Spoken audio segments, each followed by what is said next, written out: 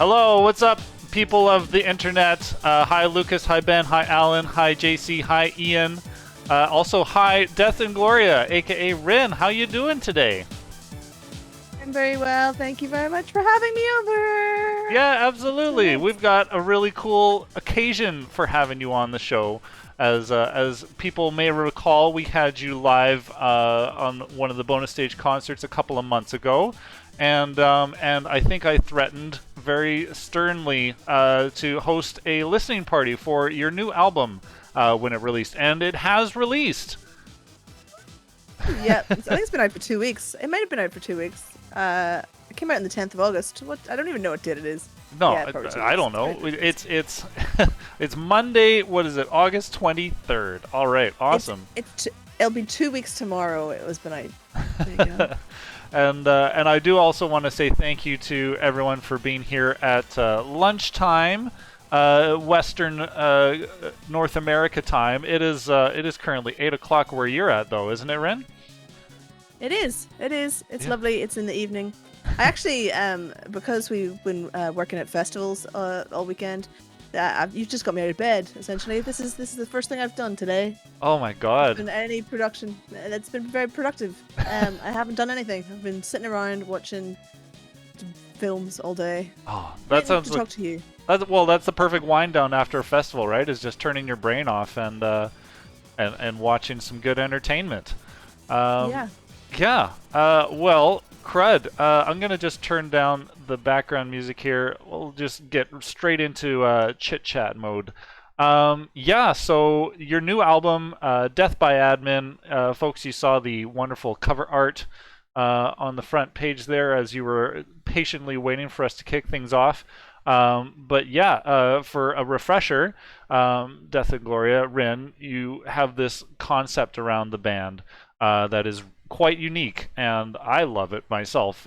So you have music and comics that coexist and evolve together to create like one beautiful marriage of entertainment mediums. Do you do you want to talk a little bit about how that all came to be, where you decided like to join the two together? Yeah, so the first thing we need to cover, I think, is the band name and the whole concept overarching of the band. Mm. So, Death and Gloria as a concept is a band that tells the inglorious stories of the inglorious death of humanity. So, all the albums have a comic book, and all the albums are a complete sci-fi story from start to finish. So we don't carry on with characters, we don't carry on with storyline. It finishes at the end, and at the end all of humanity dies out completely, and it's always humanity's fault in some way or another. But we will be like kind of playing with the borders of whether it's humanity's fault or if they could have saved themselves from like outside influences later on in further comics. So I Ooh. basically we're up to like album 3 and album 8 and concepts Oh my God. on our concept board on the concept board. But and album number 3 is started as a story. The story has started, and we've started playing with what our songs are going to be about. Oh my God. But we, as so, just released number 2. And the reason all of this happened is because I have been trying to start a band for more years than maybe some of your listeners have been alive. I don't know. I don't know what age your audience is, but some of them may be quite young. And I've done all the jobs under the sun in and around bands to try and start a band, and whatever reasons didn't happen. I went through 5 bass players and 12 drummers, Wow. and no, it just wasn't happening. So I decided I'd do it myself. I just learn the tech. I'll just do everything myself. Hmm. And I knew I was going to be on stage alone, and I wanted to play guitar and sing alone. So I needed some sort of backing for that. I use a lot of like audio tech. So I was at that point I was sounding like a full rock band, but it was just one person on stage. Hmm. So I thought I need something to be on stage with me, and it's going to have to be projections. It's going to have to be something light that I could take with me. It can't be a lot of staging, to be fair. Mm. And then I was like, well, what can I do? And I thought, animation is something that I like. I like anime and all of that. So animation seemed the easier of the two ideas to like do films or do, animation. I thought animation would be easier, and I was wrong. So there you Oh, go. But a it's hard worked out for the lesson. best. Hard lesson, but it's worked out pretty well. I didn't know what I was going to animate, and then I thought, we have some family history in comics, so putting a comic together to animate that seemed a good idea. And then I just started creating these comic books, and then yeah, animating those into the music videos. So I project those on stage with me. Hmm. So the people would have something more to look at than one person. So that's why the comic book and the animations came online with the band. I do know I have a session guys who work with me, and Imran from Press X, who you guys know so well, is our Yeah. bass player, and he played bass on this album, and he plays live with me. Yeah, so and we still do the projections. So there was kind of like, well, if there's a band on, there was kind of a discussion went on at one point, like we've got a band now, do we need projections? And I'm like, well, this is the brand, this is the brand. Yeah, stick with it. So Why not? yeah, exactly. So it's not like gorillas. We don't hide behind a screen. I even when I was on my own, I wasn't hiding behind a screen. It's just all part of the theater of it. And Hmm. the first album, I was touring that alone for like 4 years, doing the World Sci-Fi Convention in Dublin. A lot of cons, a lot of cons. Yeah. Edinburgh Fringe, and I did a major UK festival called Boomtown Fair, which is, I don't know, 60,000 people festival with loads of multiple stages. And I played a 15-foot high projection dome tent. Wow. So the stage is in the middle, and then we project up into the ceiling.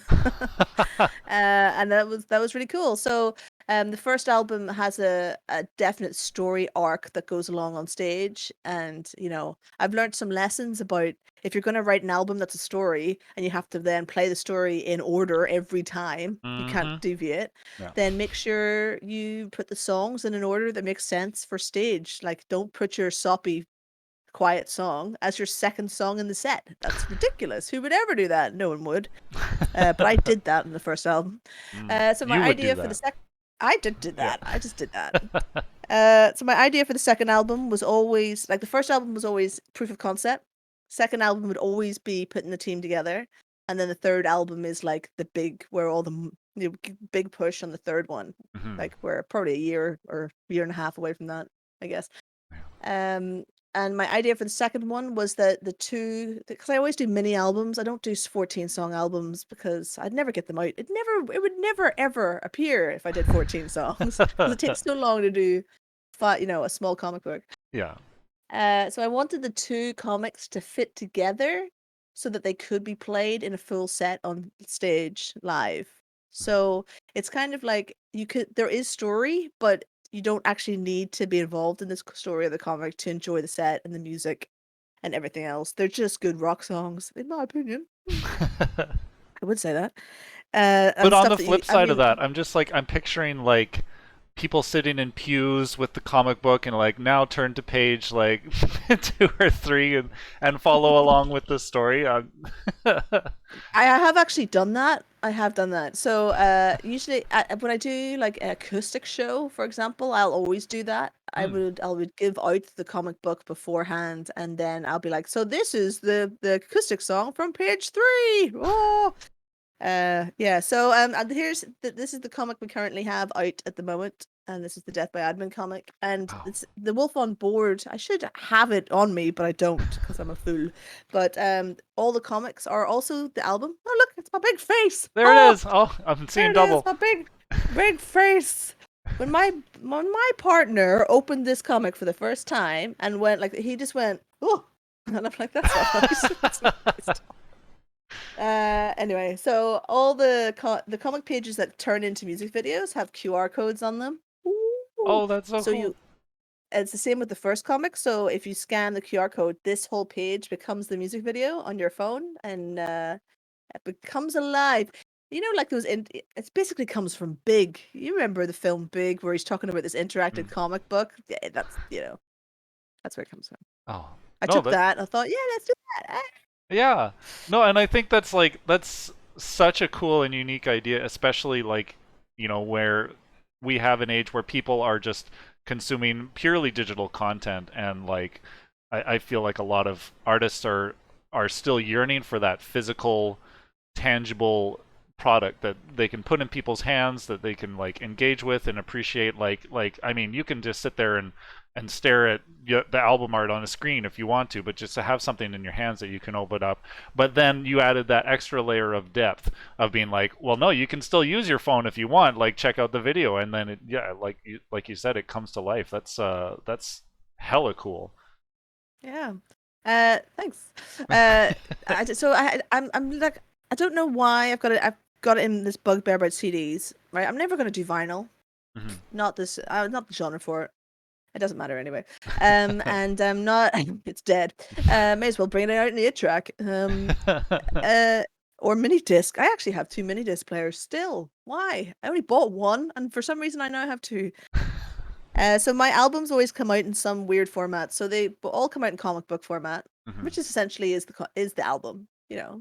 And then the first one came on a custom USB, which is sold out now anyway. And then this new one also comes on ID card. So the only 2 formats for the album, or well, 3, I guess, because you can download it digitally. You can Hmm. buy it digitally. Um, on our website or on the link that Josh is now going to put in the chat because he's so on it. I'm so on it. Yeah, so it comes on comic book and then ID card. So the QR codes that are on the ID cards take you to a part of the website that is not accessible to anyone, any other way but through the QR code. Hmm. And that gets you to, you download, you can listen to the songs there. It links you to the YouTube videos, obviously, but there's also going to be like the live video DVD. What would have been a DVD? And what do you call it? What do you call it if it's a live documentary show? As in the album launch. We're Mm. putting it onto a video, and we're gonna have some talking, some commentary or whatever. But what do you call that when it's not a DVD? It's Do you not a just call it DVD. a It's not a DVD? tape. It's I don't know what to call I that don't know. now. We're in the wild west of those terms. Yeah, so that'll be in the website section that is only available to people who have the card. And what else? I'm going to animate the entire comic book, Mhm. so that and have actors voice the characters and all sorts of crazy things. So all of that will be on that website as well. So parts of those will be in the ether, made public, but the rest of it will only be for people who get the card. Ooh, You know, that's buy so to get the cool. card. Yeah, you And got then your there's a little. lanyard for it as Yeah. well, but I don't know where that's gone. And then I've got one more thing to tell you on the cards. You can also have your own face put on the cards. It's What? not even gonna.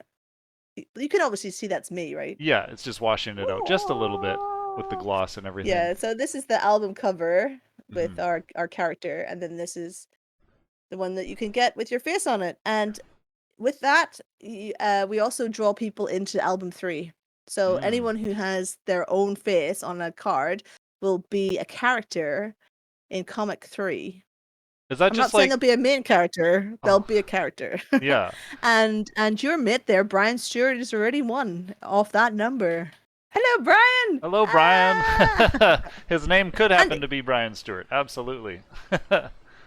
yeah. Oh man. Yeah, so also hi to Ian and Alan who are also chatting a lot in chat. Thank Yeah.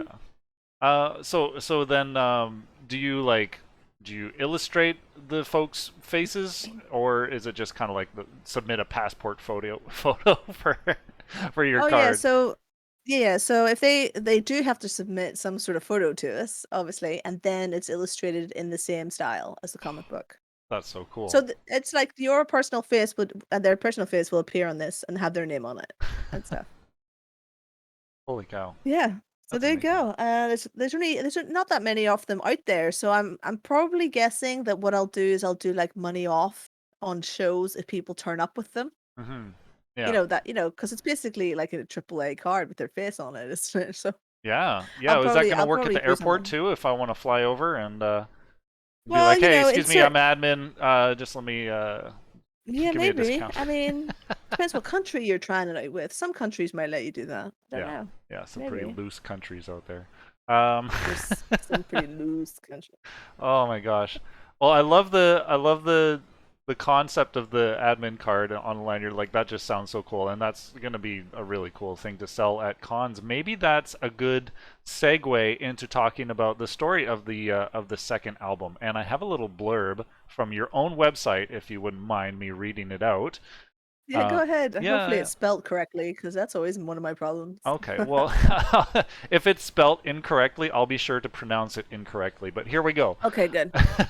So, Death Ingloria II, Death by Admin, follows the demise of humanity, capitalized H, through the eyes of one lonely and disconnected young office worker as he accidentally destroys the world via a series of minor admin errors. That is such a cute concept for for yeah, it's so cute. The little concept of some lonely office worker just destroying everything, but with like some typos and things like that. I'm sure, right? Like, oh man, yeah, I love Yeah. that. I love that concept. Do you want to talk a little bit more about it, or? Yeah, so I was a civil servant for 10 years, up until a number of years ago. Uh, yeah, so I managed the diaries of judges and magistrates in family courts in London, and it sounds big and whatever, but it's not. It was really dull. The worst thing that would happen if I didn't do my job properly as a judge wouldn't have a cup of tea or some biscuits or whatever. Okay, well, that And could be the end of the world. Who knows? well, yeah. Well, there is biscuits in this comic because of all that kind of thing. Anyway, and there was like a couple of admin errors that seemed really minor to us at when we did them. That was like really catastrophic later because someone had been given like the wrong access level to like a group of diaries or something ridiculous. And also there was a fella that was in my team who the character is based on. He's just a dude. He just wants to come in and do his job and leave. He doesn't want to, go out on Friday night with the office. He doesn't want to get involved in the shenanigans. He doesn't want to be marked down because he's not happy in his work. He's just a guy. He just wants to come in, do his job, get his money, go home. And he does his job well enough. You know, he's never going to be a manager. He's just a dude who does his job and then goes home. Causes no problems to anybody. Mhm. That's their character. And then when we were coming up with the concept for this, we asked our fan base for admin errors, like any funny admin errors that had happened to them, Mm. and we wrote those in because they were really good. Some of them were, there's one in particular that happened. I mean, do you want me to go into it Why now, or not? will Yeah, we well, wait I mean, wait until we get to the section or something? okay. Well, we got the first song Uh, lined up. Is it pertinent to the first track? No, it's not. Oh, okay. Actually, I don't think the admin errors are pertinent to the tracks at all Oh, well because then let's dig into them now. Why not? okay, Tell cool. us some funny admin errors. So, the admin error that was written that comes to mind straight away, is that a friend of my mum's is a librarian, but like she's retired now, Mhm. and for like April Fool's joke, I think it was like the management sent out an email saying that all gifts had to be basically around that time the civil service said that this is not a joke, but civil service told everyone in the civil service, if you get a gift that's more than £10, you have to put it on a gift register.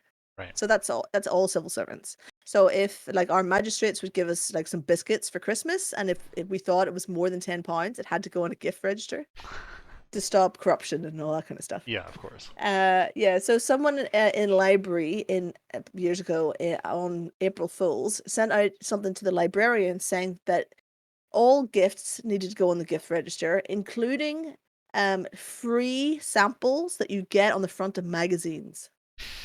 Right? And this is probably like 25 years ago when the libraries were full of magazines, and they'd probably have a stack of them that would come in, and every one of them would have a CD on it, or some kind of toy or something like that. And that was the kind of the joke. And like half the people got it and half the people didn't. So there was librarians across the country like listing every single. You can't also say like I got 5 tins of biscuits. Can't do that. It has to be a separate line for each Oh thing. my God. So some librarians were writing in every single gift that was on the front of magazines as but what it was an April Fool's joke. So our character does the same thing. He doesn't, because he's not paying any attention. He's just doing his thing, and he's not paying attention to what the office is getting up to. He doesn't notice that it's for April Fools, and his boss comes and says that he has to take an inventory of all the biscuits that have been bought and eaten within the last financial year. So he just goes off and does it. Um, yeah. And at the end, he's surrounded by biscuits while the world burns around him, which is this one. These wee happy face biscuits. They're so cute. Oh. This is happy faces. Oh, those Yeah. look And this delicious. is so that's one. There's an admin error. Oh man. Basically, not paying enough attention to know when people are joshing you in the office. Joshing you. Yeah. Yeah, that's Amazing. right. Oh man. Well, Yeah. there's some spoilers for the end. But the album's already out, so if you're worried about Humanity spoilers, it's dies. yeah. Like that's the. I've already told you what the end is. Yeah, yeah. Everyone's gonna die, so it doesn't matter. I don't think. Oh man. Well, are we ready to dig into that demise a little bit? Do you want to kick off the first track here? Yep. So the first track is Battle Stations. Um, with all Death Ingloria songs, I don't really write, like story songs that are about that story specifically. Like, so I write a story around the themes of several songs. So this one is I wrote it about Northern Ireland. I wrote it years ago after I wrote it just after the London riots in like 2014, but it's really about Northern Ireland and not wanting to see London turn into what Northern Ireland was when I was growing up.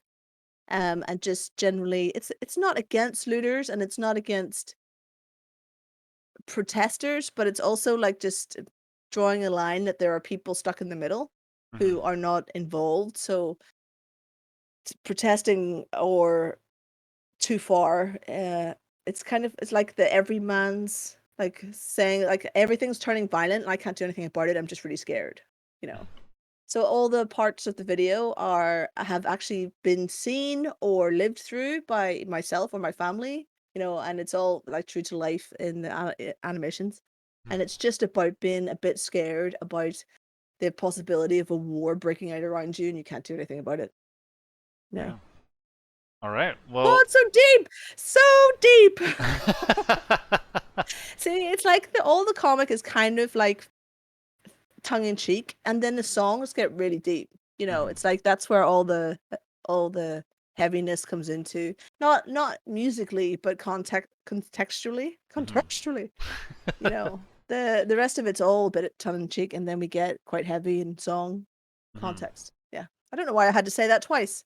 Maybe Oh. because I was just trying to make myself believe it there. I Well, started there a you go. bit Yeah. Well, I hope you sounded do. a bit poncy there, I thought. I needed to repeat it.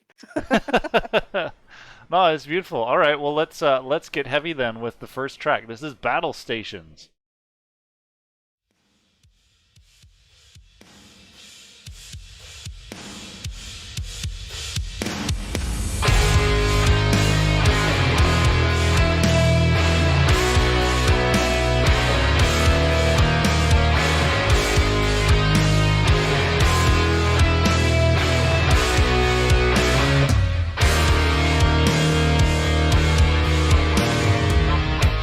I'm scared because I'm defenseless. I guess your Bible don't know phrase. I can feel this barricade coming down on me again. Do I surrender my time, surrender my life for something you don't see? Do I surrender my heart, surrender my home for a cause you don't even believe? And as we man this battle station, I hope you know, if it was up to me, you'd never make it home. And as we man this battle station, I hope you know, if it was up to me, I'd drop you like a stone.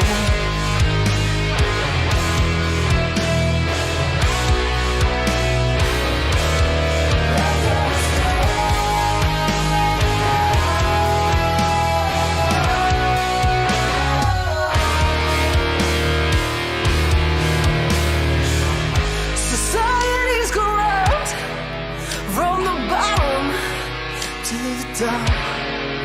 There's all-consuming need that don't breathe. Look what we've got. Do I surrender my time, surrender my life for something you don't see? Do I surrender my heart, surrender my home for a cause you don't even believe? And as we man this battle station, I hope you know, if it was up to me, you'd never make it home. And as we man this battle station, I hope you know, if it was up to me, I'd drop you like a stone. If it was up to me, you'd never make it home. But it's not up to me.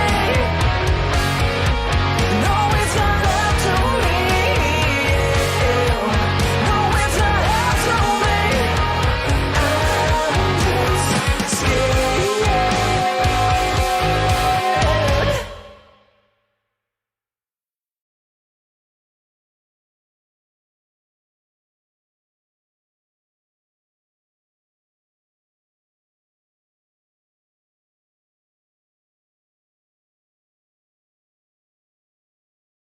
Wow. All right.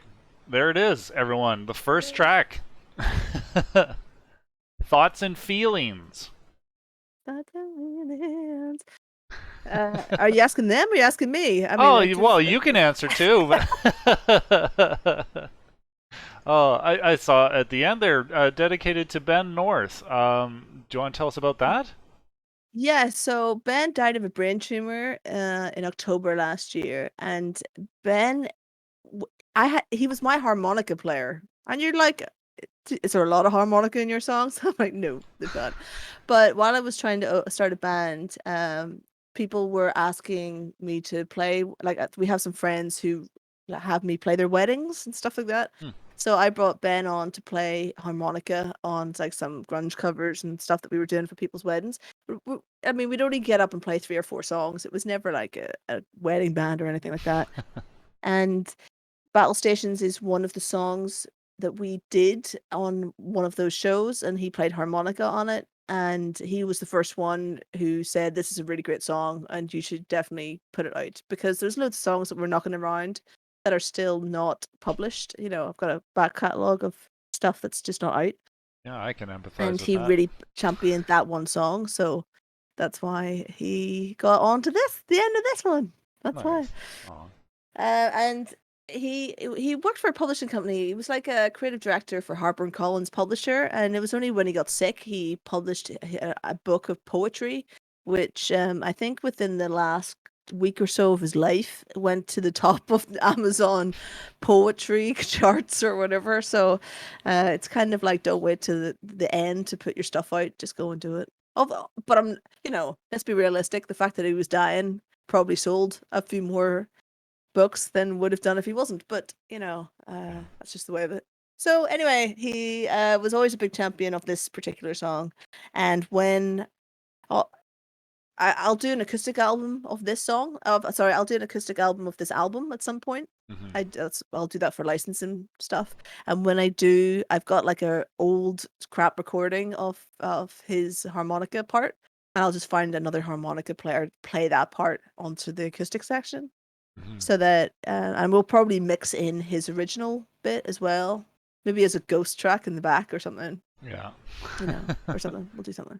That's So yeah, that's why Ben's there. Yeah. nice. Well, that's a good tribute. Yeah. Oh man. Yeah. So you mentioned earlier about all the ways that people can get the album, all the physical media that you have. But there's one physical item that you didn't bring up, and that is a wonderful Death Ingloria hot sauce. Yeah. I'm gonna drop the Yeah. link in chat for that right now. But what made you want to have Death and Gloria branded hot sauce? First of all, I love hot sauce. I love it, and I have it in everything. I'm a massive ramen eater, mostly because I don't like cooking very much, and I just like to boil stuff. Mm. Mm-hmm. So I love ramen, but I love like chili ramen the most ever in the Mm. world. Yeah. And I just love we always have some hot sauce knocking around, always. And then I have a friend in Northern Ireland who I have known since, can't even remember, sometime in high school. He went out with a girl I was in a class with. And it's weird because I mean the thing I remember him most for is because he had a motorcycle crash with his girlfriend Mm. as I was walking down the street. And that's probably where we got good friends at that point because I was on the scene first when he got knocked off his bike. But he's become a real fan of the band, and so he was the only person that came to my Belfast show when I played. When I say only person, I mean only person that wasn't in my family Oh, okay. that Yeah. came to my first Belfast show. But my first Belfast show was in someone's house because no one would book me. Mm. But that's fine. They will at some point. They will all learn and Yeah. all be sorry. They just want to see you They'll fill those love it. house venues, and then Yeah. they'll let you move up to the other ones. Yeah, I mean, I'd prefer to do house concerts anyway, I think, because we're small. I mean, I can. There's no. Anyway, we'll go into that later. Anyway, so he was the only person that came to the house concert, and that was grand. And he runs a hot sauce company in Belfast called Rockadoodle Doo, and he made a hot sauce for Snow Patrol, who also went to my music college. So I was just like, "Here, do you want to do one with me? Do you fancy doing a hot sauce with me?" And he was like, "Yeah, we could probably do something." And then we were talking about it on my program, Sci-Fi Hi-Fi, one night, and one of our fans, Peter, he was just like, "Death in Saucia!" And I'm like, "Okay, yeah, good, right? That's it, that's it." So that was a Twitch fan naming in there.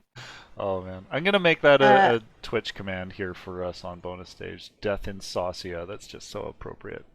Death in Saucia. Yeah. Yeah. So we talked over what kind of hot sauce it would be, and we were gonna call it use it as a weapon, but it's not the hottest. The idea was it was gonna be super hot, um, but it's not the hottest. It's not the hottest, but Okay. it is super. It is nice. It's hot. It's a really nice barbecue. It's like it's just a very nice hot barbecue, basically. But it's not too sweet. It's more like a vinegar based, I think. Mm. It's more vinegary than it is sweet, but it is lovely. It is Wow. lovely. My mom doesn't even like it, and I'm like, "Oh, well, I just have all your bottles in. That's fine. Yeah. Good." Wow, only €6? Ooh. Okay. I want to see what shipping's like because that sounds delicious. Yeah, shipping's gonna be a bit harsh, I think, for you guys. The thing is, like, like it's one guy who makes the everything for that Mhm. company. So it's a local. Well, it's not local, obviously. It's local for me, for my Local for you, parents. yeah. But it's a small business, is what I'm trying to say. It's a small business. Um, so you're supporting a small business on someone who really loves music, and he has made a real point of getting involved with some bands, and the stuff that he does with Snow Patrol, I think all the money to that, or at least Snow Patrol's percentage of that, goes to a charity, I understand. And he's also in cahoots, talks with bigger metal bands about doing theirs next as well. So yeah, he's a big fan of the band. I'm a big fan of his hot sauce. He does this really nice one that is called White Skull, and it's like a garlic based hot sauce. It's really super hot. Mhm. And I really wanted a garlic version for me, and he was just like, "No one will buy a white hot sauce, so don't even bother. Don't Aw. even bother." And I'm like, "Oh well, if you're sitting at home with a load of garlic hot sauce, I'll take it all off your hands because it's delicious." Oh my god, all Mhm. of his sauces are great. All of his sauces are great. So it Oh. went on sale yesterday, I think, and we're doing a press release for it, Mhm. um, to send out to music contacts and whatever else. But I'm kind of hoping it's going to get me on Snow Patrol's Wikipedia, right? Yeah, I'll that do would it. be amazing. Oh, wow, Have you yeah. ever have you ever tried to get onto Wikipedia? Have you tried? I mean, it's difficult, I think. Yeah, no, I haven't bothered. I guess You, I think you can like edit things yourself, but then that all needs to be verified by somebody else and stuff like that, right? you cannot write about yourself. That's the deal. Right. Like, and they know when people are trying to snuff their way in. You know, you have to try and find someone who is a Wikipedia geek and try and get them to do it. Mm. But then you also need to be, like have 10,000 followers or have a blue tick mark or, be a person of notoriety or whatever. Yeah. But you can get into it if you get linked by other people. So if you get onto other people's projects and get your name in that way, then Mm. Yeah, yeah. you can. So yeah. Yeah, I'm kind of hoping we'll be on Nigel Dobbins, who is the illustrator for the first comic, like try and get into his one, and all that kind of stuff. I think I think Yeah, definitely. I that's a think bit of a tangent. I was gonna say I want I think Death Ingloria warrants having a Wikipedia page because it's such a comprehensive project. You have so much to talk about. Um, and like especially considering your like you mentioned earlier your family history and comics and stuff like that. Like that's super keen and interesting. Yeah, I don't think I've said it on this show I yet. don't think Have we? you've We haven't said it talked yet. about that. Not no. We Yeah, yeah. talked about it briefly at the concert, I think. But yeah, just why not share with everyone? Yeah, so basically the reason the comic was the easier choice. I say easier, like I'm looking for the lowest when you're desperate to start a band and you're just like I have to get it done. then the easier choice is always the way to go. Least resistance. The Mm. choice of least resistance is probably a better way to say it than the easiest. So my mom wrote for 2000 AD in the late 80s, and Nigel Dobbin illustrated her comic. So she actually had two series running in 2000 AD at the same time. One was called Sippy Couriers, and the other one was Medivac. I've forgotten the numbers that are on a 319, possibly. I might have got those numbers wrong because the record button's on, and I'm suddenly forgetting everything I'm supposed to know. It happens. Anyway, so I wanted my comic to be illustrated in the same way as her comics were. So we brought in the illustrator that did 2000 AD with my mum back then. So while my mum wrote those comics back in the day, I wrote my own comics, and then she scripted them for an illustrator, because that is a real key part of how stuff goes together in the first place, is that the script for, I guess it's the same with screenplays, like any kind of script, Hmm. but there's a very specific way of getting it to into the language of comic books, and which panels do what, and all of that. And if you can't draw, like I can't really draw. I can't draw. There's no really in it. I just can't draw. Then you really need somebody to help get that script section put across. Mhm. I guess it's kind of it's more of an old school thing to have someone do a script and then illustrate it. I guess most illustrators would do that now themselves. And it's a bit like you wouldn't have a lettering artist at all, Right. which is yeah. So I mean I've actually in my living room. So after the next song I'll show it to you. But I have some Bristol board, which is original 2000 AD artwork. And you can see the pencil lines and all of the artist on it, on all sorts of things. So yeah, but like comics used to have a writer, and then the writer would do the script, and then you have the illustrator, and then you have like the the wording would be someone else, and the Right. coloring would be somebody else. And I Mhm. think all of that stuff is probably all just amalgamated it down into one or two people nowadays. Just like being an independent musician, right? Oh, they know how to do it all themselves. Yeah. Just roll Yeah. it all into one. Save on payroll or something like that. Gosh. Yeah. That said, should we get into the second song here? Yeah.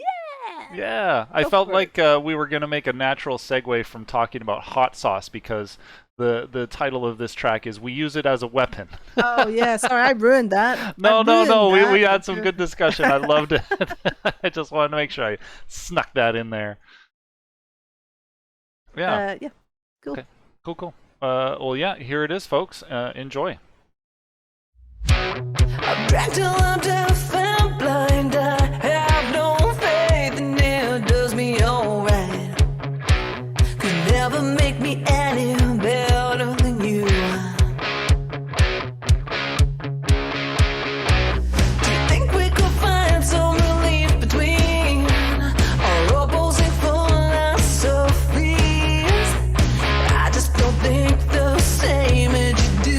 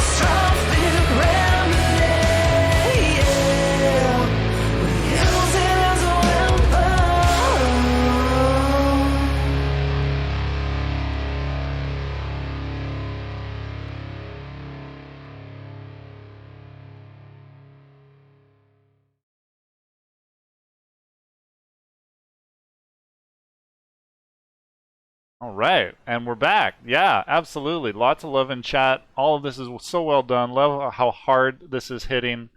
Yeah, that's just the second track on a 5-track album, folks. Death and Gloria. Go get that now. I'm gonna drop that link in there again if you haven't gotten it already. Yeah, super amazing production on all of the songs, by the way. Who is it? Somebody local that you got to do all your mixing and everything?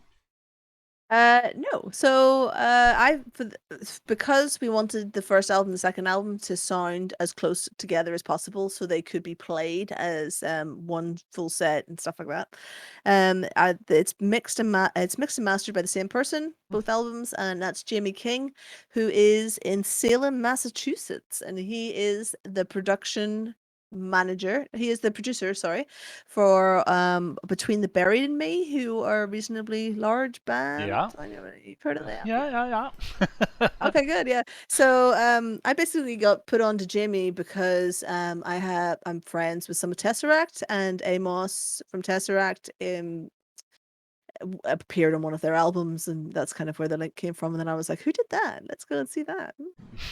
And then I was like, and then I knew I kind of wanted to go in that direction, and I didn't know how to contact him because I'm like, how do you contact big producers? Like, how do you do that? Yeah. So I went to a company called Noise Creators, and they are agents for producers and mix and mastering engineers and all of that kind of thing. And it does go all the way up the food chain on producers. So you can get anyone in the world, but you do need to pay for them. You need to pay for them. And if you're a Tesseract fan, you'll like to know that Ackle from Tesseract did the drums for the first album because I didn't have a drummer, so I had Ackle program the drums.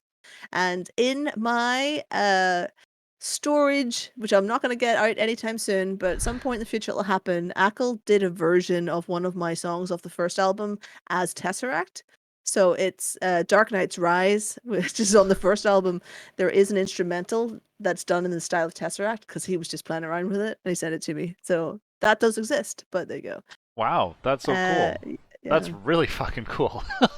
So yeah, Jimmy is if you want, I mean, if you're looking for a mix and master engineer, I cannot tell you how great Jimmy is. I mean, I can't speak about him enough, basically, because a lot of people are very busy. I get that, and sometimes they just don't come back to you until they're on your time card, and they don't ever come back to you.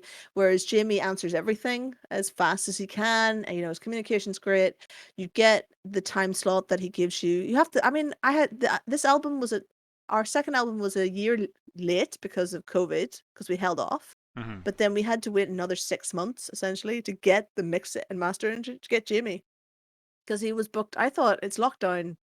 I won't have to book him, right? For that far in advance. No, when I went to book him to do the album, he was like, "Can't do it for 6 months." I'm like, "All right, we'll wait 6 months then." Mhm. But yeah, he's just really good. You get exactly what it's done on the tin. He doesn't. He mixes it and he masters it. He does not change anything that you send him, Mhm. which is good or bad depending on how much work you need done. You know what I mean? Yeah, definitely. So yeah. Oh man.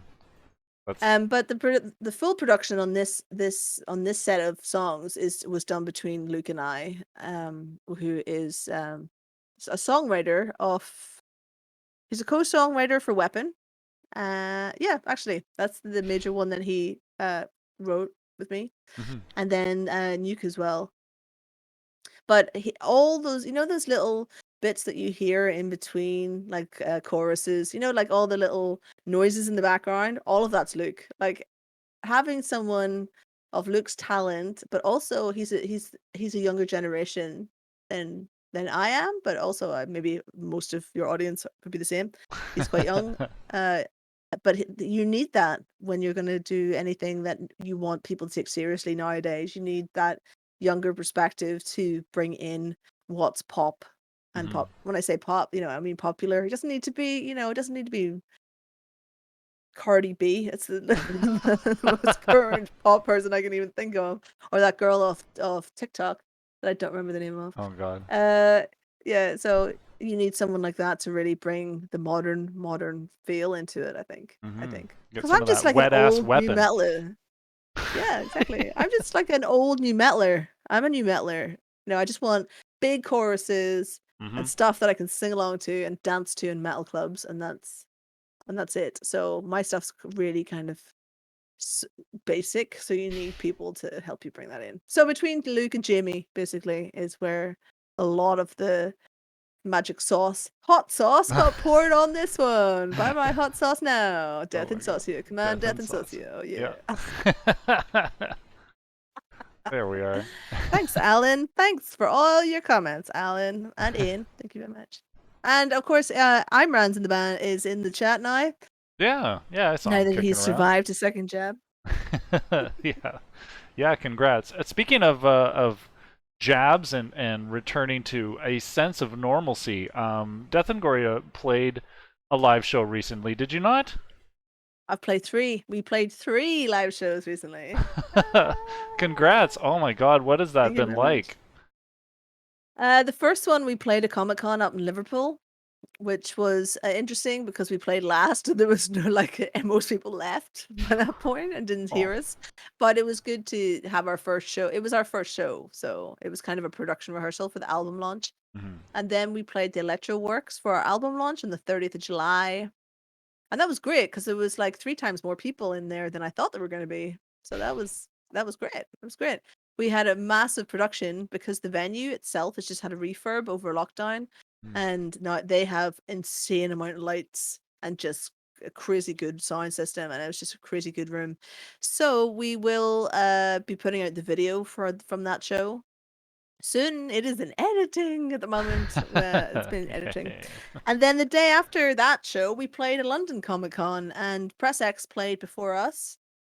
And Imran did double duty. He did his own band, and then an hour later he came on with us. so, so we had him run ragged, and that was good. There was more people stayed for that. If you go onto our Instagram, you can see the photographs of all 3 of those shows because we take crowd photos afterwards.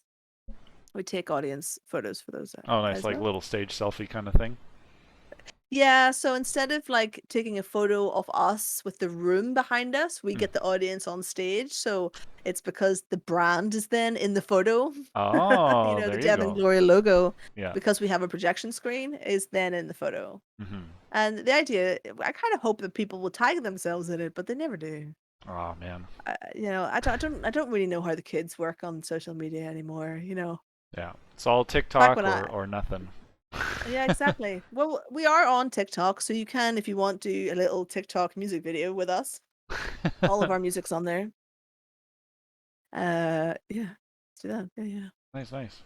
Well, before we move on to the next song here, you did have a couple other little physical items that you wanted to share with Cool. us, namely that what is it, the bristle board you had Oh there? yeah, yeah. Yeah, yeah. Yeah, so what they call it is well they obviously don't do this anymore. Do they do this? I don't think they do this anymore. It'll be all digital nowadays. Hmm. But they used to make stuff called a Bristol board, and it was like it's a heavy cardboard at the bottom, and then let me just move the light, Mm. and then the illustrator will just draw on here. So these are the pen marks.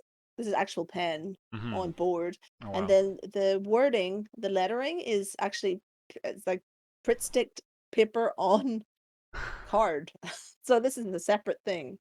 And then this is my mom's um medevac. This is the artwork that I saw from my mom's comic that I thought I want my comics to look like this.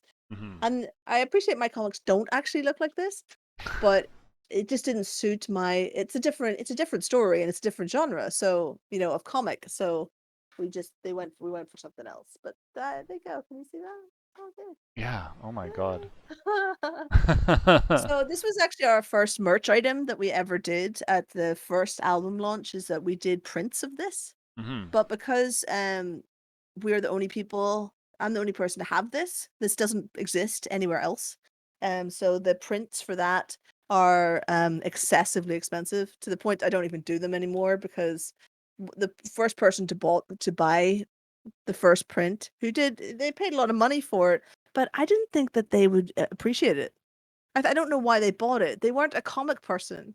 Oh. They just they kind of wanted some nice artwork for their wall, but they had no appreciation of 2000 AD, so I've kind of stopped selling prints of it now. And I think I was going to limit it to 5 anyway, Mhm. because that's something no one else has. Anyway, Yeah. it's a entirely limited a thing, and it's not even one of our comics. So Right. anyway, I did just sell it. I don't anymore. Yeah. So now we've got our coloring book. It was the next thing. Coloring book. Oh man, I'm just picturing somebody with a big red crayon just covering in everything. All the death. All the death. So all the pages are in here. All the pages, and it comes with the physical bundle. So you get the comic book, the coloring book, the card. There is a lanyard this comes on, which I don't have in front of me, like a fool. You get that, and then we've got some patches that we've done, and you get like a sticker set and like anything else that we have that we could possibly throw in that bundle that gets thrown in as Mhm. well. And it's all printed and stuff locally to us, so the only extra shipping, I guess, is to you guys. So if you're environmentally friendly, that's just the way it is. And if you don't want to do any of that, it's all available digitally on Yay! the Bandcamp. Wait, so we can Yay. color the coloring book digitally? Just use Uh, the fill option on, on Photoshop or something? do you know what?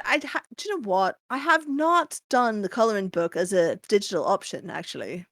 I have to say, you can buy the album and the comic digitally, but I didn't ever do it. But I should do it because more people are going to be coloring digitally now anyway, aren't they? Maybe, I don't know. I mean, at least like maybe for shipping purposes, I might print that out and color it that way. But yeah, That's that a good seems like a idea. missed opportunity, Rin. It does. Do you know what? I am going to add it to the digital bundle and up the price of the digital bundles. Yay! All right, all because of me. Thanks. All because of you. That's it. Yeah, I think the thinking behind the digital bundle at this point was really just for anyone who wanted to just not spend a lot of money. So it's like 6 quid and you get the comic and the 5 songs. Mhm. And it's just like starter kit, Death Ingloria starter kit. Because there's a bundle for the first album, which is got like 14 music videos in it because I did 7 demo music videos before the animations were ready Oh on the wow. first album, and they're not released anywhere else now. So they're only on that bundle. Mhm. Um, I like to do a lot of I do too much stuff, I think. I just do too much and then nothing sells or whatever. If there's outside this now, if there's any marketing managers out there, I have a job going. Marketing manager, booking what do you call it? Booking agent, band booking agent. I have a job. I Mhm. need help, people. I need help.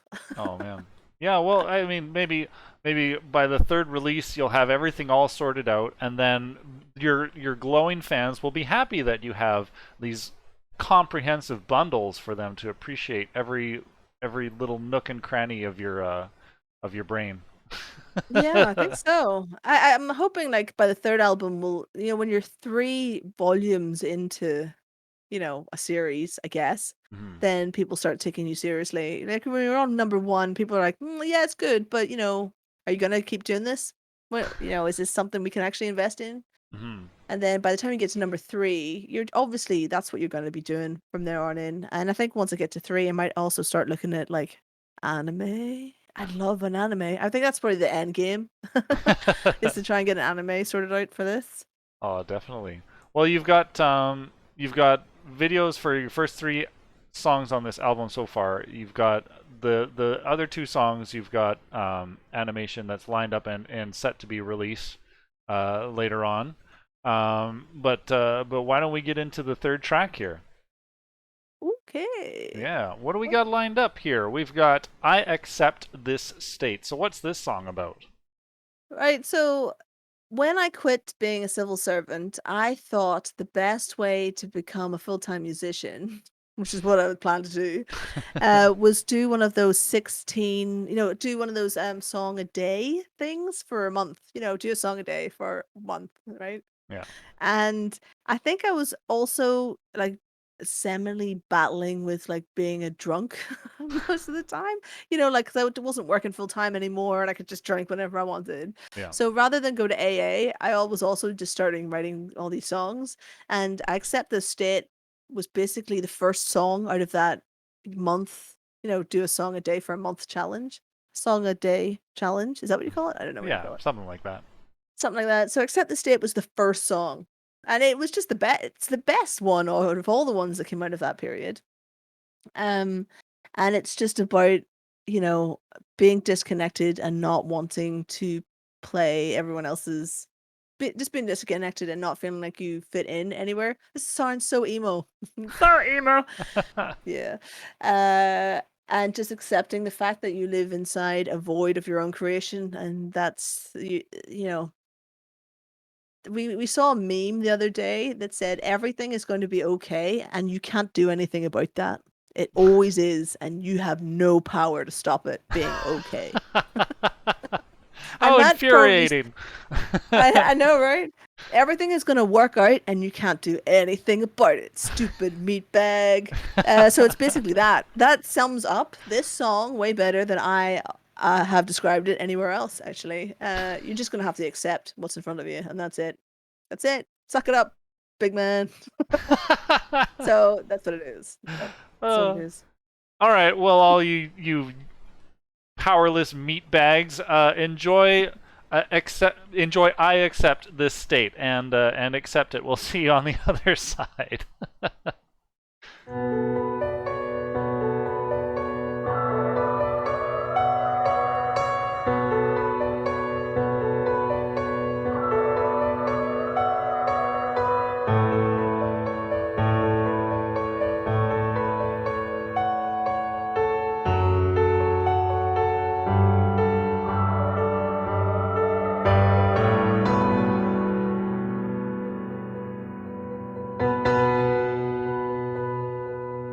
I am undefined inside this mind of mine.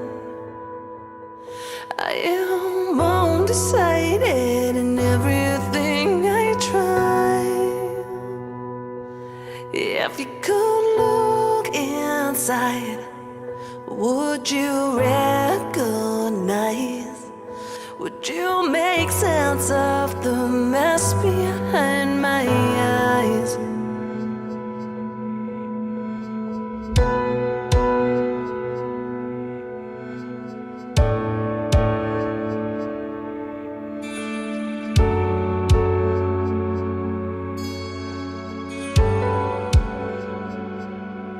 Do you feel the darkness resonate inside? Do you feel right through the holes in my disguise? No one can hate you quite as much as you can hate yourself, and it's a skill we've all perfected very well. Yeah, it's a sin we've all perfected very well.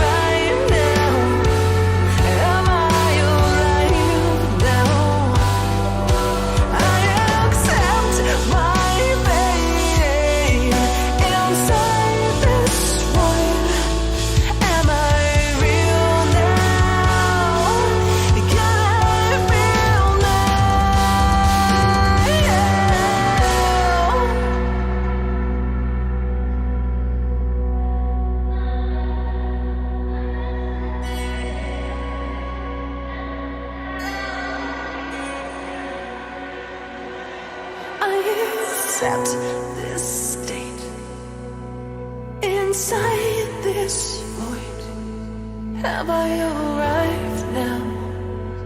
Am I alive now? I accept this pain inside this void. Am I real now? Can I feel now?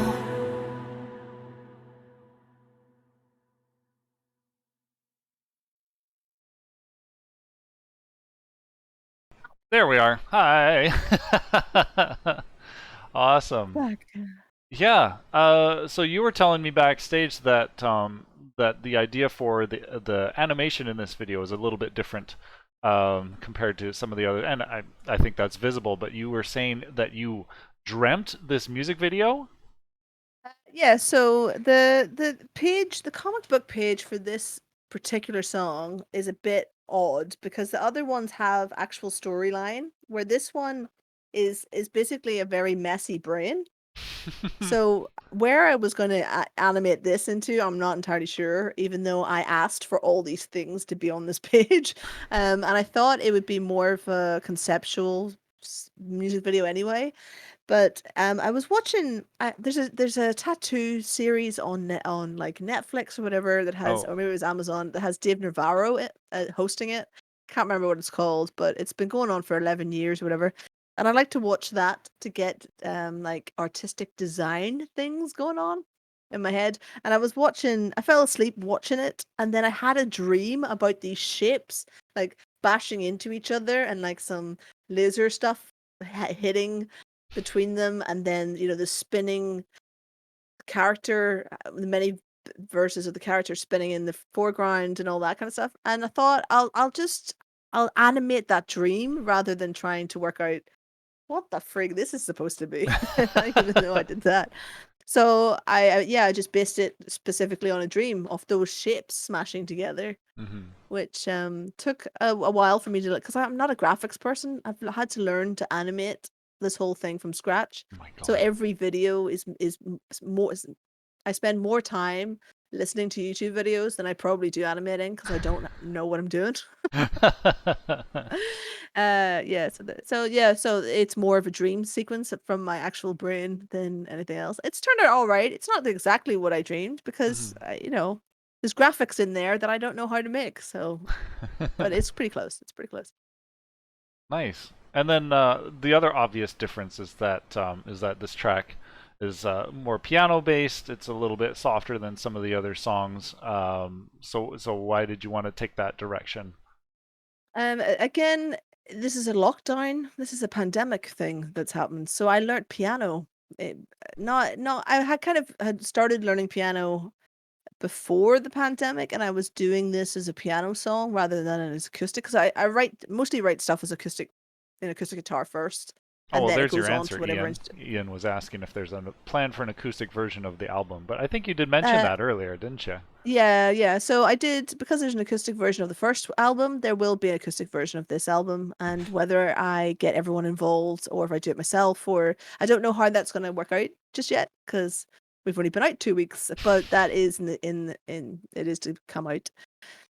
So yeah, learning the piano, adding piano to the live set. I'm not a pianist, all the piano in this album is very basic. It's not fancy, but it will get fancier as it goes through. And there's kind of like a discussion about whether it's a rock band, should we have a piano sections in it or whatever. And I think I'm just going to keep it. More instruments, please. I'm just going to have more. If I could play a harp, I'd do that too. Just throw it in. Why Yeah, not? I don't play harp, but yeah. I think But I I know a would do. couple of harpists who might be up for that. We can't have any more people. People are expensive, and we don't make enough money for that. So Okay, just some until we are disembodied up- harps that play themselves. Yeah, disembodied harps, yeah. awesome. So unfortunately, computers are going to be doing a lot of the heavy lifting for Death and Glory for a while, I'd imagine. But I think also because I want to make a real good go of the touring aspect. I want us to tour, and I think as a power, what do you call them? A power trio Right. is the way forward. Muse do it, Rush do it. you know. Yeah. And they all use backing tracks as well. You don't need a ton of people on stage, you know. And you gotta give Imran space to run around because he loves it. He loves it. Oh It's- man. you guys will not see the power of that man running around the stage, running around an entire Comic Con hall when he's on your live stream because he's in his basement and it's a small space. But he jumps off stage and he's at the back of the room, you know, mid set kind Oh of stuff. dang. I guess he's It's got a very it's wireless very fun. system for that. Yeah, Yeah. either that or we just didn't plug him in the first place and just Oh didn't tell yeah, him. yeah, yeah. Just turn No, it's on the wireless. backing track for Imran today. Yeah, no, it's fine. He is playing for sure. He said, what is he saying? It's so weird hearing the full version when I've spent the last few months hearing my own version in my ears. Yeah, there you go. That's yeah, so there will be an acoustic version. There is acoustic versions of every one of these songs already because they were written on acoustic guitar originally. So we will do something at some point Mhm. because I like to do it for licensing. I'd like to like try and get a song on. Have a real push to get a song in a music video. You know, a music video. I've done that. A film or you know a TV show or a game. You know that would be great. You know, Mhm. or an anime. I'd love to see us the last song. When we get there, the last song I think would make a really great end theme to a really sad anime. Hint, hint, nudge, nudge. World.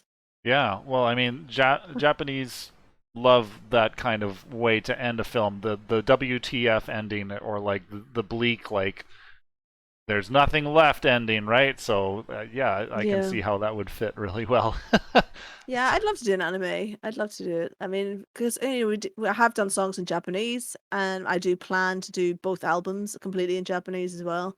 Mhm. Again, I think on the first album, it was less. I was less able to just turn around and start doing stuff in Japanese because I wasn't working with a producer in the band. But now that we've got Luke and actually Imran, we can start looking at just doing stuff in other languages because the people in this team are now able to think in other languages as well. So, Mhm. you know, having Imran in the band is not hurting us. Let's just put it that way. Yeah, more Yeah. Japanese, more anime, more Comic Cons. Hooray!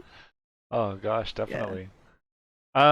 Yeah, well, shall we continue on with the album then? I think you've got just two more tracks to listen to. Unfortunately for this next one, we don't yet have a video to play for it, but that is set to release on September 10th, you said? Yeah. Yeah. So, yeah.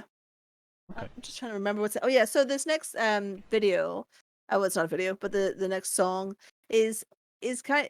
It's our character is confused. Basically, he is a 25-year-old cis white male, and he's just being confused by the fact people are telling him he's an incel, or he's using they're using words at him when Mm, he's just some dude who wants to go to work and be left alone. It doesn't because people are telling him what labels that he has, mm, he is now just disconnected himself from that conversation. He doesn't feel like anyone would listen to him even if he opened his mouth, and he's just set back and he doesn't want to be involved in the the zeitgeist, I guess. He's just come out of all culture because stuff's been used veganism's being used against him, and all these things that he's not saying that anyone should be eating meat, or he's not saying that there's anything wrong with transgenderism or anything like that, but people are assuming that he is because he is a white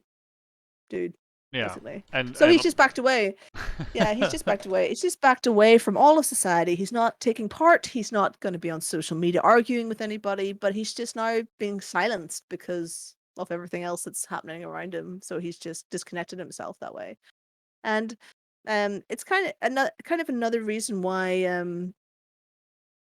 so the first album is a girl who is a scientist who purposely destroys the world, and then this album is a guy who accidentally destroys the world. But I chose a guy because I thought girls would be more into my band. I honestly thought women would be like a bigger audience, but it's not. It's like 25 to 35-year-old guys. So I thought, oh, I'll write a character for them, because they're the ones who supported me. I'll write a character with that character in mind. And which guy in that age range doesn't want a woman telling them how they feel? I mean, it's about time, to be honest. I mean, come Yeah. on. Oh my I'll god. tell you what you feel about the world. Sure, why not? Well, maybe then we'll see the opposite, where a bunch of women will be like, "Yes, she's writing about a cis white male destroying the world. This is something that has been a Yeah, long time maybe. coming. I'll subscribe to this story." Yeah, I kind of feel like no matter what topics I cover, like no one's gonna care, really, because I don't curse and it's not really heavy. I don't mean like don't care in a bad way. Okay. It's like I can say whatever I want, essentially, because I don't think anyone's ever gonna pay attention enough to, get online or start a riot against us or whatever. I just can't see that people really get into the stories that much. Mhm. But all of the stories are not ever, like, politically minded one way or another. It's more like, because 'cause I'm really influenced by the band Tool, Oh, so it's more like yeah. holding a Hi. mirror up. Yeah, exactly. There's actually a big Tool poster on my wall behind me that I got from Wembley Arena when they played there. Oh wow. Anyway, I go past. Uh, it's more like holding a mirror up to, like, what we do as a society, and in as far as Death and Glory is concerned, everyone's wrong. Everybody's wrong. Everyone's gonna die. No Mhm. one's above anybody else, even if a song may be taking one subject at that time or Right. not. Yeah. Yeah, I get that. Yeah. Yeah. Yeah. But so yeah, so that's that. This song. That's this song that's coming up. That's this song that's coming up, and this song that's coming up is called "The Ritual of Ridicule." Yeah. So enjoy.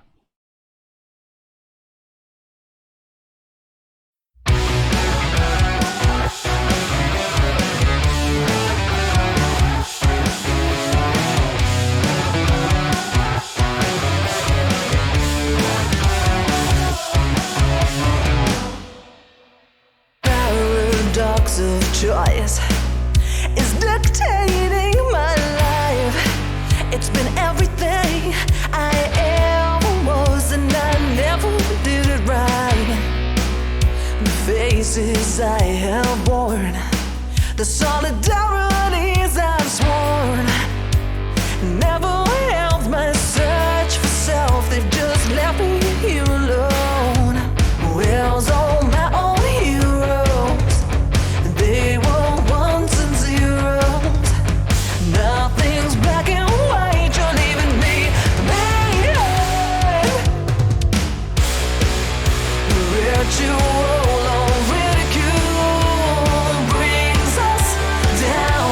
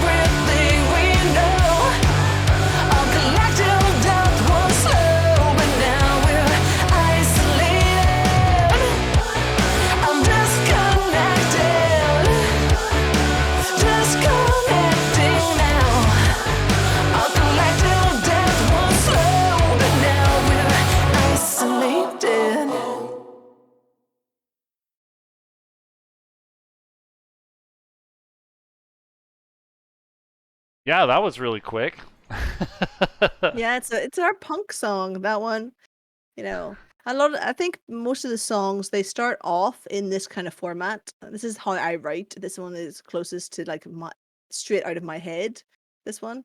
Mhm. And then they get developed by other people.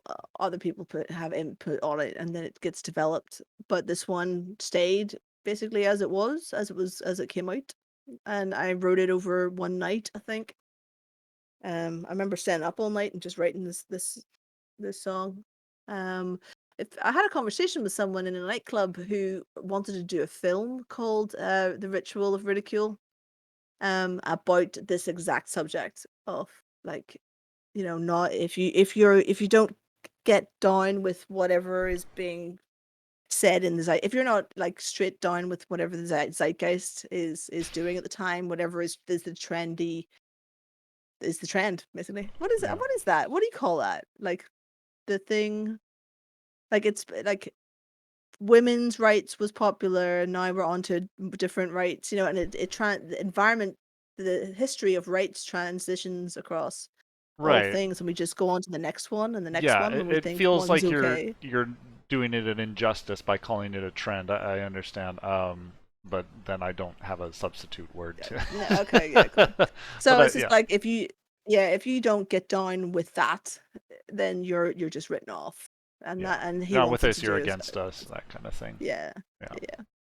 So yeah, so after that conversation, that's what I just stayed up the night after and just wrote that song, and that's as basically as close to being straight out of my head as you can get in Yeah. a Cut in and a dry. song, I think. Cut Yeah. and dry, just it. There you go. And then we are like Death and Glory is also known for always having choirs involved. There's an awful lot of choir in all of this. And that we have people who send in vocals. Like we always ask our audience, can you just like sing over this part and send it in? And that's where a lot of the backing vocals for that came from. Mhm. But we also had a local community choir that we recorded over lockdown for all the choir parts. So there's actually a responsible adult out there organizing the choir for us. So yeah, Crystal Palace a cappella choir are heavily in all of these songs. I think they're in 4 of the 5 songs, Mhm. and I skill swap for them. So I do their editing and mix and mastering for their songs, and then they sing for me for free. So Nice. it's nice, yeah. Good bartering system, yeah. Yeah, it's good. I mean, I think a lot of people, because I work in a community, I work as a technical manager for a community project in my Mm. local area, and it's part time. I basically do whatever I want, and it's good fun. And they get technical skills and all that kind of stuff from me. But it's really worth looking at what your community are doing and asking for stuff because I couldn't afford a choir, couldn't afford like a 16-person a cappella choir. Mhm. So the only way to get them on an album is to, share with them, and it worked out really well. Yeah, congrats. It sounds incredible, that's for sure. Mm. Mm. Now we were thinking about backtracking a little bit because there was a very interesting story about we use it as a weapon that we did not get to. Do you want to tell us what that was about? Yes. Yeah, I can't believe that we went through that and then didn't actually cover that. And that's my fault because you didn't know. I actually told you. So, use it as a weapon, which is our second song, is actually a real life is a true story essentially. It's not essentially. So I was telling you that I worked in an office with this guy, and that's who our main character is based on. Mhm. And the guy in our office had a friend who was murdered at a bar. And the real story is that he went out for a cigarette and there was some guy giving 3 girls a load of grief. Just being drunk and giving the girls grief. And he didn't know the girls, he didn't know the guy, he didn't know anything. And he walked up to the guy and just asked him to leave the girls alone, and the guy punched him. Just one punch, and he fell back and he hit his head and he died right on the spot. Oh my god. And this is something that does happen a fair amount in the UK because of the large areas of like drinking bars emptying out at the same time, and I'm sure it happens everywhere. But that's where we use it as a weapons concept for the videos and the animation came from. Hmm. So our character is actually in the background here, and that's him in a bar, and all his friends are like they're there watching football or something. And but it could be any kind of tribal thing. It doesn't. We used football because we thought that would be the most obvious way to show some tribal stuff. Yeah. And then they get into a fight as footballers will do, and one of them gets killed. Um, and then we have Sophie Lancaster at the bottom of here, and she was killed for being a goth. She was murdered a number of years ago for being a goth. Mhm. So that's how it ties in with the ridicule and ritual. It's also not sorry, wrong song. We use it as a We use weapon it as a weapon, yeah. because it's all about people using any excuse to be crap to each other. Hmm. Like I'm from Northern Ireland where we're for a long time people use religion to be crap to each other, but actually it's just any excuse. It's any excuse, whether you're a goth or a skater or Jewish or I Yeah. don't know, pick whatever you want. But humanity just picks anything at all to fight over being different about. So I think that video has now become kind of like a PSA about don't punch people at night when you're out because it ends on like a police promotional poster for do not punch people when you're out and about. Yeah. Yeah. So there you go. Yeah, so it's based on a real life murder, which is odd. Hmm. Which a lot of Death and Gloria songs are based on real. Like I've said this at the beginning, but also the first album is all based on like real events as well. It's not all made up, but they're joined together by a narrating story. Hmm. So it's like the story narrates this. I mean, the comics narrate the stories, and then the songs generally are the voices of the characters, or in this case, the brain of the character, Hmm. the thoughts of a character. Have I just made this really confusing? I feel like I've gone around a wee circle. No, you're just adding depth. You're just adding Depth. depth, and the fandom is just gonna start like picking this apart, and you're gonna have a very dedicated cult in no time. Yeah, Yeah. that's what we want. That's what we want. Absolutely. Yeah. Was there anything else that we should know about the ritual of ridicule? Uh, no, I don't think so. I mean, the Cool. music video, when it does come out, will be game related. I can tell you that. I can tell you Hmm. that because we have a lot of. I should have just like got you little videos, like little. Oh. Doesn't matter. Anyway, we've got a little Mario. He's our character is a wee Mario character, and then we've got lots of Tetris stuff in here. And he's just gonna get beaten about by words, basically. Like his little Mario man will be beaten up by lots of terminology Hmm. in the video. Oh. So. Well, that sounds like that's gonna be a lot of fun. You should almost like get somebody to do like a game of it, right? Like some I there's software out there to make that sort of thing like very simplified, and you could actually just have like your little 8-bit character running around getting hit by cis and incel and all those do you know what? labels. I do have a fella who could do that, Yeah. but I think it was just one bit too far, Mm. on everything else that was going on, it was just a bit too far. And you know, it's only so much you can do, Josh. And now you've made me think I should have done that. I should have done that. Oh no, I'm sorry. Okay, I won't have any more good ideas. I swear. Those No, it's a that great that were idea. that was my two for the day, and I'm done. Um, I have a friend whose band's called Gamma Vendetta, and they're also a sci-fi based project. And for his last album, he did like a spaceship shoot up game, hmm, like old asteroids, if you okay. remember Yeah, that. yeah. Um, oh yeah. So I'm just sorry, I was just reading what was in the chat. Okay. Got put off by someone shouting in the chat. Yeah. Yeah, so it's like an asteroids game, and that's how and then you have to kill all this other spaceships before you can hear the song. Oh, Which I thought was cool. That's pretty cool. That's pretty cool. nice. Well, that seems like a good natural transition into our last song, which is about being in space and nuking the site from orbit. Now, I mean, The title for this song has a pretty obvious influence, at least that I can tell. But what do you want to say about this song before we get into it? Yeah, so story base wise, our character is basically completely disconnected from everything so that he's a very lonely individual and he's daydreaming about the end of the world because we just ruin everything. You know, in his mind, this is all the character talking. Um, in his mind, we can't be trusted to steward the planet. We can't, you know, we're just all crappy to each other all the time. So he's just going through this daydream, but he's accidentally in some of the pages previous to the song, he's accidentally set off all the nuclear warheads on the planet because he's working in this admin office, and because he doesn't pay attention, he doesn't really know what admin it is for. You know, so he's just been given a bunch of files.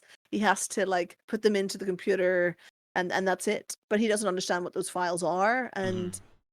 and I guess the story behind that is that he's working for a company that's responsible for decommissioning all the old the Cold War era, you know, computer systems for the warheads. Mm. So it's not a lot of the story for Death and Glory is not actually covered in anything because we're saving it for a novel or for the anime or whatever, and it's expensive to do this. So we have to get an album out into some time, you know, and all that kind of stuff.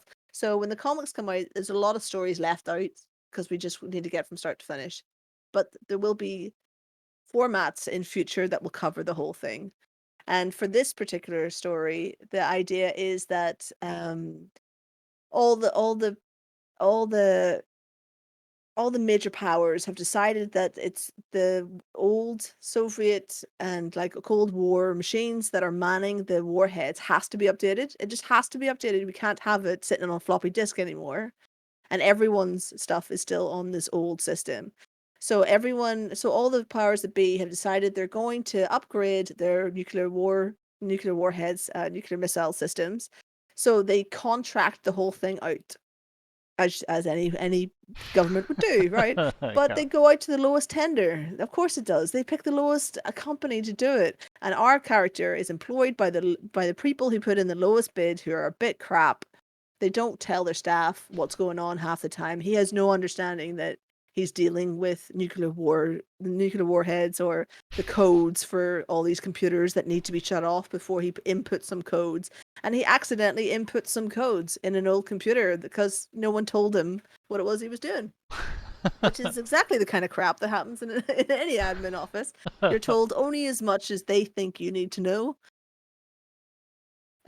So yeah, so he's daydreaming about the end of humanity. Ooh, Oh, hello. surrounded by all these biscuits. Yeah, he daydreams, but at the same time as he's actually letting off warheads, which he doesn't really realize is happening. Mm. And that's what the song's about. It's kind of half his brain, and then at the end, it's at what actually happens to the planet. Hmm. God, it sounds so convoluted now that I'm saying it out loud, like for the Yeah, first well, time, doesn't I'm it? really grateful that you're sharing like all the behind the scenes, all the details that are floating around in your mind. It really fleshes things out, and yeah, it's Yeah, I really should fun to probably have hear. started with the overarching story at the beginning rather than just thinking, oh, I need to bring it up now. You know, I should have done Ah, that at the beginning. no, no, no. It feels like a very natural kind of like we've heard a lot of the album so far, and now that we're nearing the end, the pieces are starting to come together. Yeah, Yeah. yeah.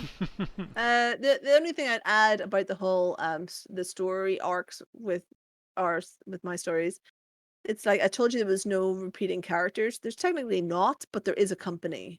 So I am obviously aliens influenced because that's what the name comes from, right? Um, and I wanted something along the lines of Wayland Industries, so I created Okami Industries, which is it has a wolf. The logo is the wolf head with a mohawk, which is on our t-shirts, and Mm. um yeah, it's on loads of stuff. So the company that he works for, our character works for, is Okami Industries, and we're going to be doing like the merch for this album's going to be work shirts and like stuff with Staff. like company logos on it. Yeah, that's Yeah. I haven't done them because we had to do everything else first, but that's what's coming. Hmm. And then in the first album, Okami Industries Okami's the name of the AI that destroyed. It's not the AI's fault, but humans killed themselves, but the Yeah. AI helps. Right. Well, the humans made the AI in the first place, so Yeah, and yeah. the AI is called Okami in that. So that's the only That's the only thing that will link all the stories together. Is there'll be a company, and that's Okami Industries. Nice. Yeah. All So right. yeah. So yeah, there we go. Yeah. Well, then I guess get your biscuits handy, folks. We're gonna dive into the last song, "Nuke the Site from Orbit." Yeah, and this one's a bit longer. This is what, like 6.5 minutes almost. All right. 7.5 years long. Yeah. Awesome. Well, we'll see you all on the other side there. Enjoy.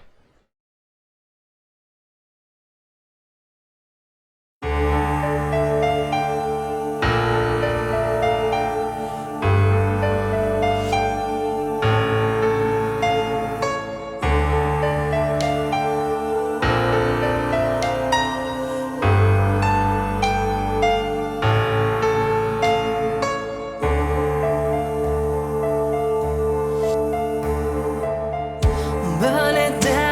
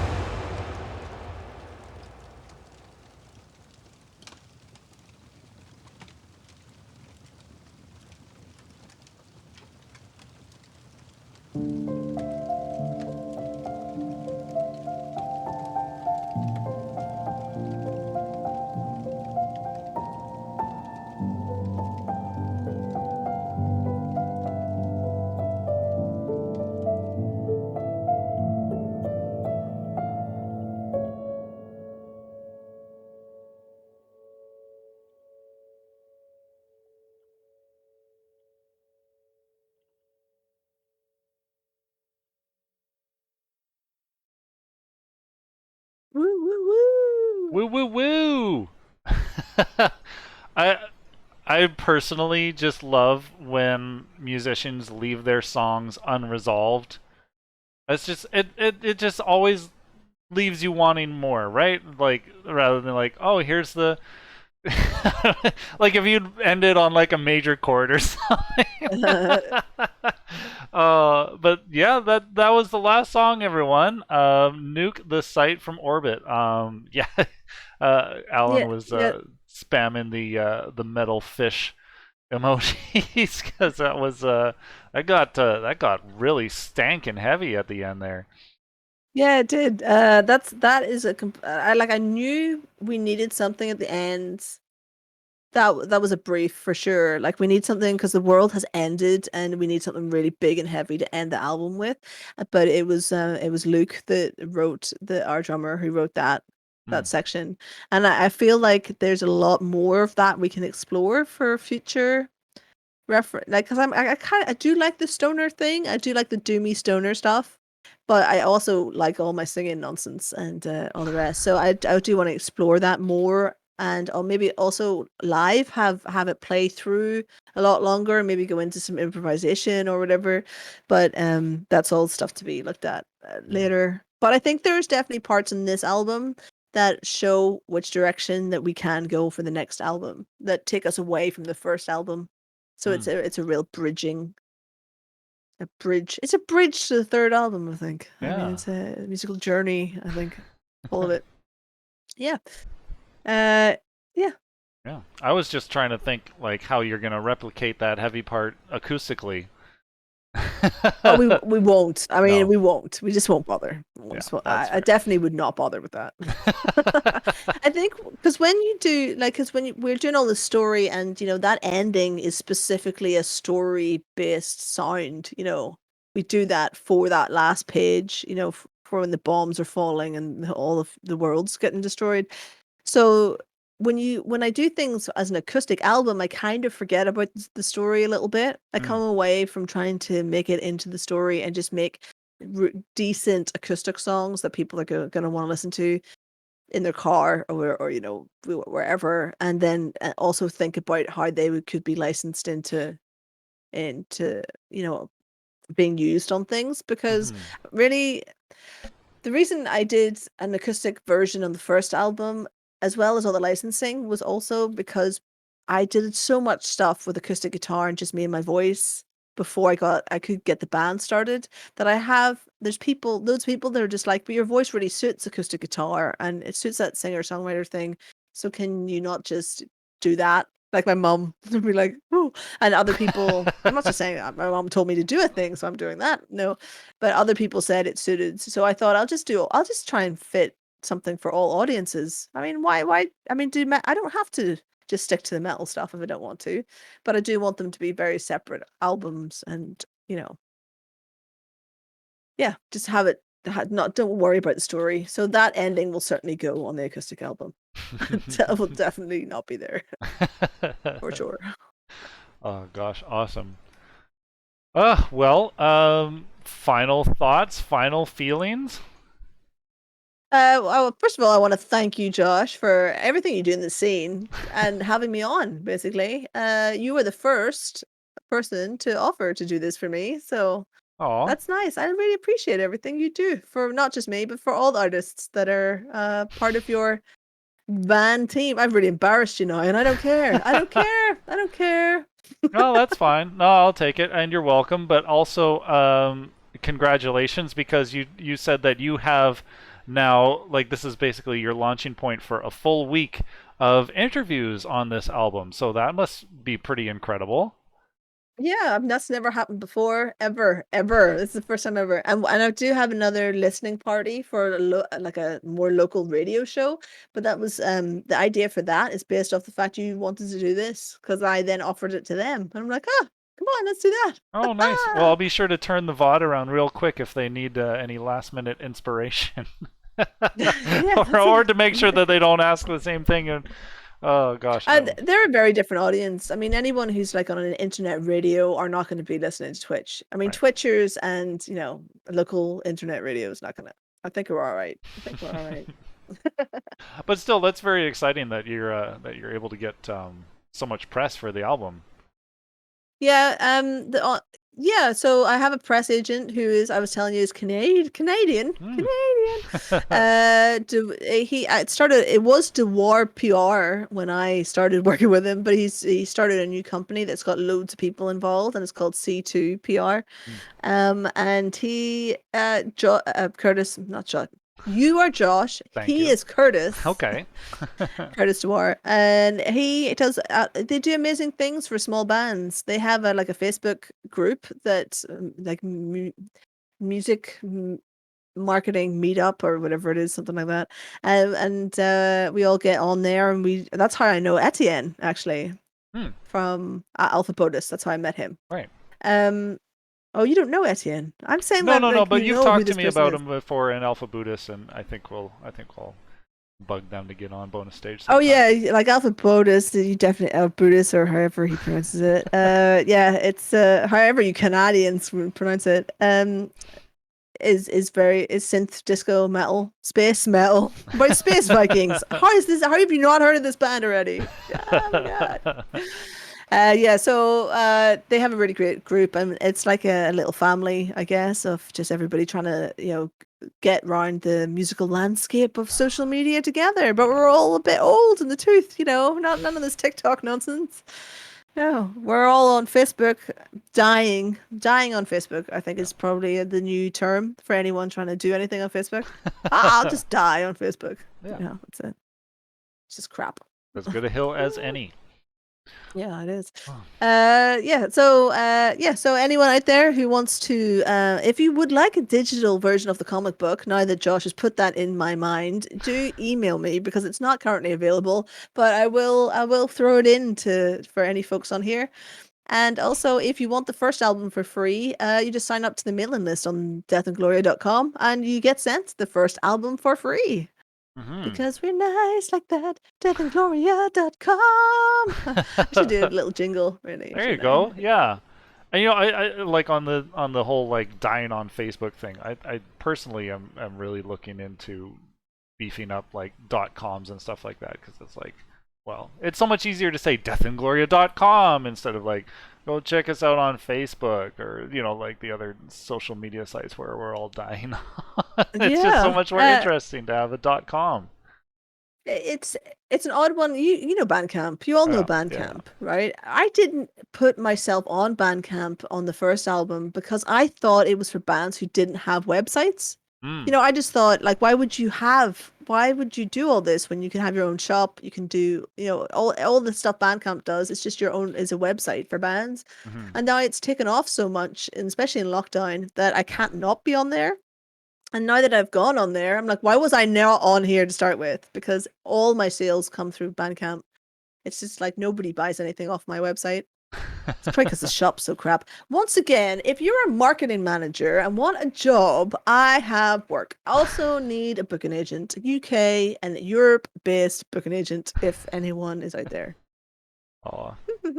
Well, speaking of booking, though, you do have one more live show coming up. I think on November 11th. Is that right?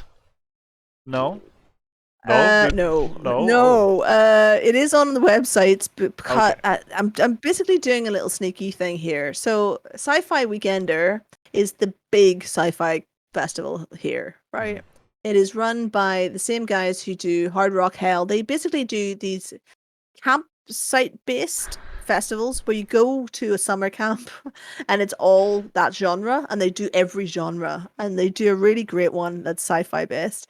And it was due to happen on like the 11th of November this year, Mhm. but they've put it back to next year. They've Oh, okay. postponed this one to next year, Okay. to next November, and we're on that one. And the reason it's still on there is because a PR friend of mine ages ago told me, just always have a gig, always book you have gigs booked, because if an agent or a manager does come to look at your page, the worst thing is you not having a show booked. Yep. So it's on there, but we're not actually playing it Oh, because okay. it's been moved back. to next All year. right. Well, sorry because I did lift that. And sorry to you and to What's that? Imran who almost had a heart attack in chat there. Oh, but nevertheless, we Yeah. still have some things to look forward from Death and Gloria, namely the music videos for the last two tracks coming out on September 10th and October 10th, respectively. And yeah, Yeah. do you have any other virtual shows coming up? Yeah, so we also have the full animated comic book, which I hope to be done by December, Oh, which will right, be yeah. on the members only website, as well as the the album launch we filmed, and we'll be putting out a video for that. Hmm. I'd like to. I want to play your show. Yeah. We will probably the next live thing we do, but I'm also gonna I've taken a break from live streaming, because as you know, we live stream as well, and Yeah, I've yeah. taken a break from that just to get the album out and to just have August off because I worked all of the lockdown and I just rebranded myself into live streaming. So August has been the first time of having any time off in all that period. Um, and I've taken the break away from live stream until September, and then come September we'll be back, and we're going to do Sci-Fi Hi-Fi, which you have been a guest of, Wonderful show, where we wonderful talk time. about. Yeah, it was great. Space Goats was Oh fun my times. god. So we're gonna bring that back, but it's gonna be monthly rather than weekly because I want to spend actual time getting the content right. I'm taking a page out of your book. Let's just do a few good ones, less time. Mhm. Where we're gonna actually be arguing franchises. We're gonna have like teams on. They're gonna you're gonna have to argue which sci-fi franchise is the favorite, stuff like that. Oh, I like that The idea. animation as live streams will come back on a Friday afternoon, and then I'll be going into original music live streams. I'll be stepping away from doing my covers stuff on a Saturday morning and really aiming at getting a good animated original live stream set up for Twitch. So I will be Original trying to live put stream myself into set my up for own comic videos. I Mhm. have loads of ideas of how I want the chat to be able to control things that in my setup. So my chat can already control my lights, my stage lights. I've already got that. It's actually a member Press X, Jan, who does that, Oh, who's cool. the app developer. So yeah, it's good. But I also would like I would like people to be able to change the graphics that are on stage while I'm on screen while I'm playing. Mhm. So I'm gonna just spend September developing that and getting back into probably a weekly live show. It'll just be me playing through songs of both albums and a bunch of covers. Probably 45 minutes. You know yourself. If you do a music set that's 45 minutes long, that's probably like 2 hours of content by the time you've done all the chatting and all the faffing around in between the songs. Yeah. So yeah, I think that's what I'll be aiming for mid-September onwards, I think. Nice. So Well, yeah, there you go. and there's the link to their Twitch channel there in chat, so definitely go on over there and give them a follow and look forward to all of that described content in the future. Definitely intend to check that out myself. I get to do some home officing, which affords me the luxury of being on Twitch sometimes while I'm administering emails and things like that. So yeah, I'll check in at a decent time your time. Oh And yeah. I encourage everyone else to do the same as well. Um, Hooray! yeah, well, folks, I think we're going to bring things to a close here. Then, thank you for being here. Thank you for joining on, Galena. It was really fun to have you on the show and to chat you up and hear all of your wonderful music and see the cool stuff that you are doing over there. It's a shame that lockdown is probably going to keep us apart for a while, but I would love to be able to just like hang out with you in person and go to one of your shows or something like that. I think that would be a hoot. Yeah, well, I do have plans to come to America with the World Sci-Fi Convention does Mm. allow some movement around the world when everything's open again. Unfortunately, by the time everything's open again, I think their next one's going to be in Glasgow, and I'm like, ah, Oh. I can play Scotland anytime. I want to Yeah. go to America. Oh, So Canada's probably due one, to be fair. So when the World Sci-Fi Convention comes to town, we'll be in your country for sure. For definitely. Well, sure. and then I'll have to be there too. Cool. Yay! Well, yeah, folks, thanks again for being here. Make sure you go and pick up the new album by Death Ingloria, and we'll see you. Well, I guess Thursday we're gonna have another listening party for Terra C Music, who was in the chat earlier. So I guess we'll see you then at the soonest.